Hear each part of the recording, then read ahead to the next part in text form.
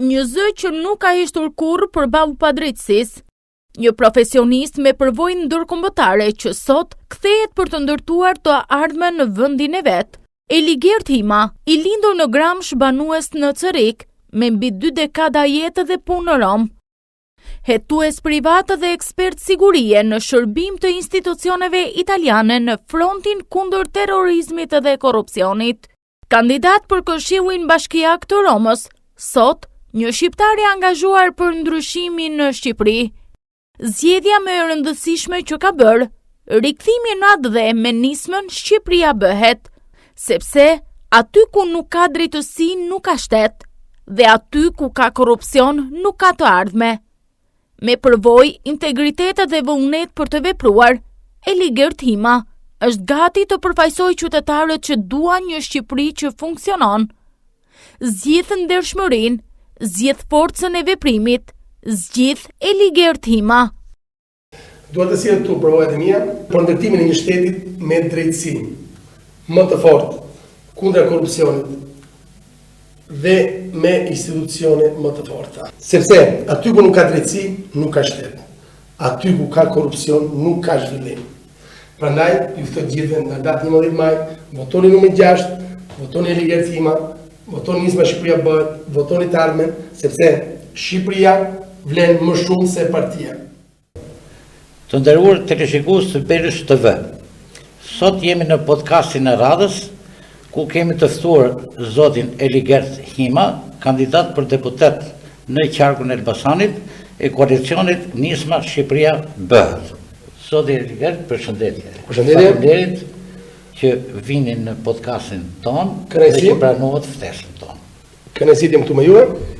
Për të njohur më mirë me teleshikuesit e Berësh TV, zoti Eligert do të prezentoj aktivitetin e tij. Po, faleminderit. Atëherë unë jam Eligert Hima, i lindur në Gramsh, banues në Cerrik dhe prej 23 vitesh jetoj në Rom. Jam prindi 2 fëmijëve, kam ndërtuar një karrierë të suksesshme si jetues dhe ekspert në sigurinë, duke punuar dhe bashkëpunuar me institucionet italiane në luftën kundra korrupsionit dhe terrorizmit. Kam qenë gjithashtu kandidat në Këshillin Bashkiak të Romës, duke përfaqësuar qytetarët në një prej qendrave më të rëndësishme të Europës. Po, faleminderit për prezantimin. Përse ju zgjodhët që të kandidoni dhe latë emigracionit, për të kandiduar në koalicion Nisma Shqipëria bëhet, e Adriatik Llafaj? Atëherë, jam bashkuar koalicionit Nisma Shqipëria bëhet, mbi të gjitha zotit Adriatik Llafaj, për entuziazmin, inteligjencën edhe objektivin edhe kontributin që ai vet ka dhënë për atë dheun. Tani jam rikthyer për të kandiduar me Nisma Shqipëria bëhet me qëllim që të sjell përvojën, ekspertizën time në ndërtimin e një shteti me drejtësi, pa korrupsion dhe me institucione të forta. Sepse aty ku nuk ka drejtësi, nuk ka shtet. Aty ku ka korrupsion, nuk ka zhvillim. Domethënë, kjo është zgjedhja juaj, besoj, ha? Dhe ju besoj që do të rrini në Shqipëri nëse fitoni. Unë jam shumë patriot, edhe sepse kam 2 nënshtetësi, sepse të punosh për shtetin fqinj në ato nivelet larta që punoj unë, duhet të jesh në shtet si ati shteti. Por zemra më rrin në vde. Më mungon ajo që unë kam jetuar në këtë vend dhe ku kam qenë i detyruar të largohem si unë edhe shumë të tjerë. Në këtë lloj mënyre nuk e mendoj vetë shumë, po e mendon pothuajse 90% e shqiptarëve që janë larguar me detyrim sepse kushtet nuk i kemi pasur. Dhe kjo është një nga pikat tona më të rëndësishme që shqiptarët shqipet të kthehen në folet e veta. Kemi shumë kërkesa në diasporë nga shqiptarët, ku duan të kthehen të investojnë në vendin e vet, por nuk kanë siguri, sepse çfarë ka ndodhur vitet e fundit, sidomos 7-8 vitet e fundit, shumica e shqiptarëve që kanë ardhur nga jashtë, nga diaspora, kanë ardhur në Shqipëri, kanë investuar dhe janë dhe rikthyer emigrimit nga e para, sepse klasa politike e qeverisë shqiptare premtoi, por në momenti që vajti i mblodhi të gjithë, duke filluar nga Italia, Gjermania, Amerika, apo Anglia, apo Greqia, i solli shqiptarët në Shqipëri, duke i u boshatisur atyre xhepat, edhe duke i përzën prap për filluar emigrimin nga e para. Cili janë vizioni dhe programi? Atëherë, Televizjes tuaj. ne deri sot jemi, besoj, e vetmi koalicion që kemi dalë me një program elektoral ku është studiuar 1 vit e gjys për këtë program. Kandidatët tanë janë, më falni, janë 40% vinë nga diaspora, me përvoja të ndryshme, me eksperjenca të ndryshme, duke filluar nga juridikët, inxhinierët, dhe në fusha ndryshme. në fushat e biologjisë. Ky program është ndërtuar nga njerëz profesionistë të vërtet. Nuk është ndërtuar për të dalë edhe për të thënë me një mikrofon do të çojmë rrogat 500.000 lekë, apo do të çojmë pensionet 200.000 lekë, apo do të çojmë pensionet 300.000 lekë. Ato që shprehen sot nga dy partitë e mëdha janë kopjuar nga ky program elektoral. Programi jonë është forcat e armatosura dhe veprat publike. Të rinjt dhe e ardhmja jonë. Pastaj kemi persona me aftësi të kufizuara dhe ndryshe. Kjo është një temë që këtu në Shqipëri nuk ekziston. Është një temë që askush nuk e ka menduar. Edhe sot njerëzit që kërkojnë kempi me aftësi të kufizuara, ju mohohet kempi. Një diçka e papranueshme. Ajo nën që rrim mbrapa ati fëmije, ati djali, apo ase vajze, apo ati prindri, duhet të jetë e paguar nga shteti. Ku do t'i gjeni parat? Parat. Shamiro thohet që... Po, kjo është pyetje shumë e saktë. Parat janë, fondet janë. Problemi është i joni është i gjë. Neve nuk jemi të varfër. Ne jemi të vjedhur. Kur ekonomia është përqendruar e gjithë në Tiranë apo në Durrës, sepse janë dy qytetet më të mëdha për sa i përket bizneseve dhe industrisë. Edhe po vdesin çdo vend të vogël, duke filluar Qarku Elbasanit pothuajse zero. Kemi një uzinë që vetë ndot edhe nuk kemi asnjë lloj industrie tjetër. Po pse mos i sillim këtu ato fabrika që nuk ndotin edhe të punësojmë bashkë qytetarët tanë, duke filluar nga Dumreja, Sulova, apo Vërça, apo Librazhdi, apo Prenjasi, apo Elbasani, duke futur mesat e Peqinit, sepse është gjithmonë pjesë e Qarkut Elbasanit. Tani, kjo është një nga pikat tona kryesore të tjera. Të sjellin zhvillim në vendin tonë, në territor. Taksat që paguhen nga bashkë qytetarët tanë nuk mund të përqendrohen të gjitha të shkojnë në Tiranë. Ato taksat duhen këtu për të përmirësuar gjendjen e vendit tonë. Atëherë, unë me profesion jam agronom. Kam ndjekur edhe kandidatët dhe të partive tjera. Meqenëse se Shqipëria pjesë më të madhe është bujqësi, është futur dhe turizmi. A ka në koalicion e juaj kandidat për deputet të profesionit agronom? Po. Atëherë, ne kemi një nga kandidatët tanë të Beratit, Voltian Hoxha, që është një fermer, një djalë i suksesshëm. Gjithashtu ne kemi në qarkun e Fierit, pothuajse në çdo qark kemi përfaqësues të bujqësisë. Bujqësi, blegtori, peshkim dhe betari. Edhe këtu kemi bërë një program fantastik. Meqenëse ju jeni kandidat për qarkun e Elbasanit, edhe Elbasani ka bujqësi, edhe Dumreja. Çfarë keni planifikuar? Atëherë, planifikimi jonë është ky. Të hapet Banka Kombëtare Agrare, gjë e parë. Të gjithë ata fermerë që kanë nevojë për të ndërtuar edhe për hapur sa më shumë biznesin apo punën e tyre, do kenë në mbështetje Bankën Kombëtare Agrare, që do të thonë do paguhet 1% interes dhe tjera do t'i paguajë shteti. Por nuk është vetëm kjo pika kryesore kyçe e bujqësisë, blegtorisë dhe peshkimit. Janë subvencionet. Subvencionet që do paguen me kilogram.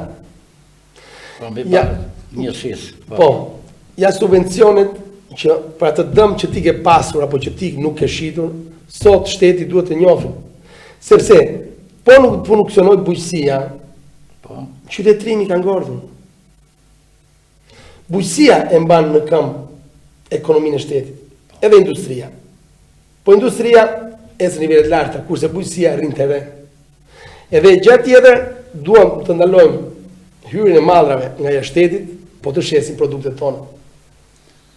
Dhe t'i japim sa më shumë mundësi buqërëve tanë, fermerëve tanë, që ato prodhime mos të shkojnë kot dhe mos hidhen nëpër kanale, po të konsumohen nga ne. Po. Diçka më interesante, që kjo është tema që përket mua dhe kështu që siguria dhe shteti së drejtës. Klasifikimi i korrupsionit të zyrtarëve të lartë të qeverisë do të trajtohet si vepër tradhtare kombëtare. Si vepër e tradhtisë kombëtare, më falni. Edhe do dënohet minimalisht me 25 vjet burg. Këto janë referendumet që ne duam të sjellim në parlament dhe sepse nëse ligjet nuk aplikohen, ne kemi një kushtetutë fantastike fakt. Por nuk respektohet. Nuk respektohet sepse këtu ekziston akoma miku, shoku, komshiu, krushku. Sot ato që shoh në terrenin shqiptar janë shumë njerëz që më thonë këtu nuk ka shtet sepse unë thotë shkoj me denoncuar dikë në komisariat, shefi i komisariatit për të marrë denoncimin e një qytetari duhet t'i marrë lej o drejtorit lartë, o t'i marrë lej shefit, domethënë një drejtorit të lartë të institucione për të marrë një denoncim qytetarit. Edhe qytetari na shkon ke bandat, njerëz të palishëm, edhe njeriu i palishëm tani i kryen punë qytetarit më shpejt se sa institucion. Ju do ta ndryshoni këtë. Kjo është një nga pikat e mia kryesore që duhet të sjell në territorin tim shqiptar. Atëherë, dalim te pjesa tjetër. Zgjedhjet janë datë 11. Po. Pas zgjedhjeve, koalicioni juaj do nisma Shqipëria bëhet, a do të bëj koalicion për qeverisje? Kjo është një nga pyetjet që shumica e qytetarëve janë, janë në dyshim.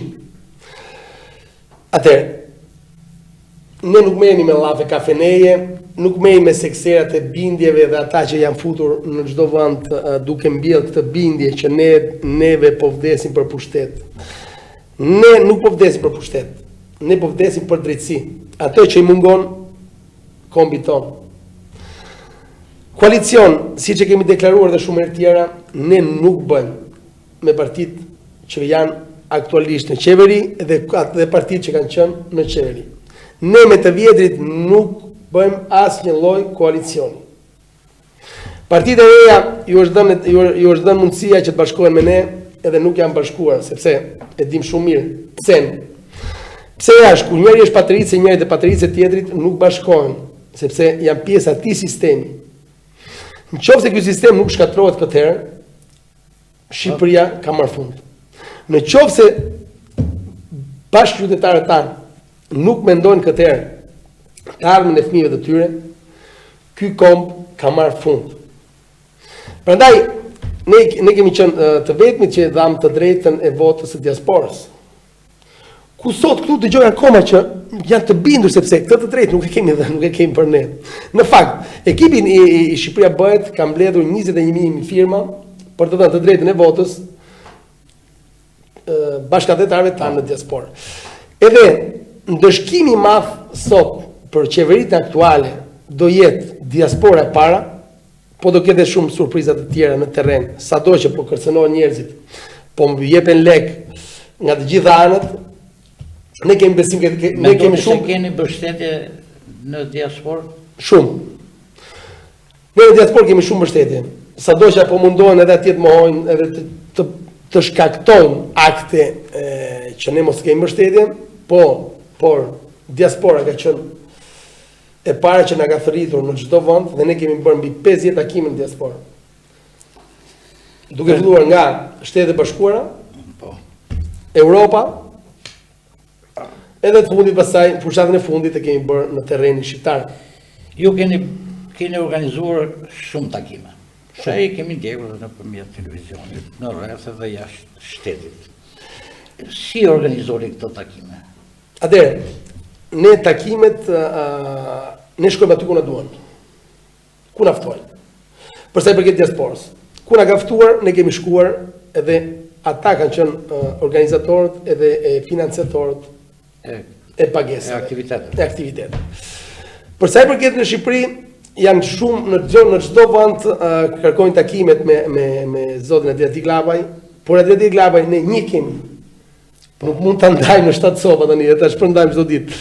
Adriatik Llapaj është njëri shumë i angazhuar në terren, është avokati i shqiptarisë edhe besoj se është treni i fundit për shpëtuar Shqipërinë edhe për çarë sistemin.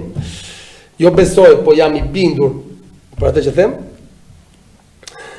Shpresoj sot në datë 11 maj që bashkëdhetarët tanë të reflektojnë, të mendojnë çfarë kanë pasur deri sot nga këta që vënë ke shtëpia dhe kërkojnë votën. T'u bën pyetjen atyre zotrinëve dhe t'i thonë, ti që në çdo 4 vjet më vjen dhe më kërkon votën, çfarë ke bërë për lagjen time, çfarë ke bërë për rrugën time, çfarë ke bërë për biznesin tim, apo çfarë ke bërë për Shqipërinë. Këto janë thirrjet e mia që unë i bëj banorëve shqiptarë. Kur ju kërkojnë votën, pyetni çfarë kanë bërë deri dje. Nuk kanë bërë tjetër që ju kanë marrë tokat, ju kanë marrë pronat. Akoma sot ju mbajnë në nyqëm, duke mos u dhënë certifikatet e pronave. Në qoftë se ke një biznes vinë ta mbyll. Zoti Eligert, cila do të ishte thirrja e fundit për votues? Atëherë, meqense unë si Eligertima shoh si emergjencë nacionale këtë edhe vota është një detyrim moral, sepse i vetmja mënyrë për të ndëshkuar dhe për të ndruar një sistem është votimi. Shpresoj që bashkëqytetarët këtëherë reflektojnë dhe mendojnë mos hedhin kot votën e tyre, mos të votojnë me hatër apo me setër, sepse ajo setër e shembi kombin ton, edhe terrenin ton, po këtëherë të votojnë, jo më për partinë, po të votojnë për Shqipërinë. Alternativa më e mirë, ato që deri dje nuk ishte, se thoshin gjithmonë nuk ka dalë njëri, sot ja ku jemi. Numri 6, kolona numri 6. Voton Nisma Shqipëria bëhet për një ndryshim radikal. Qaku Elbasanit, Eligertima, për drejtësinë dhe sigurinë. Ju falenderit. Unë ju falenderoj për pjesëmarrjen tuaj në këtë podcast dhe ju uroj suksese me 11 maj. Falenderit juve për ftesën, ishte kënaqësi të isha këtu me juve. Të nderuar televizionistë, ky ishte edhe podcasti i sotëm me zotin Eligert Hima, kandidat për deputet në qarkun e Elbasanit, të lëvizjes koalicioni Nisma Shqipëria bëhet. Atëherë faleminderit. Faleminderit.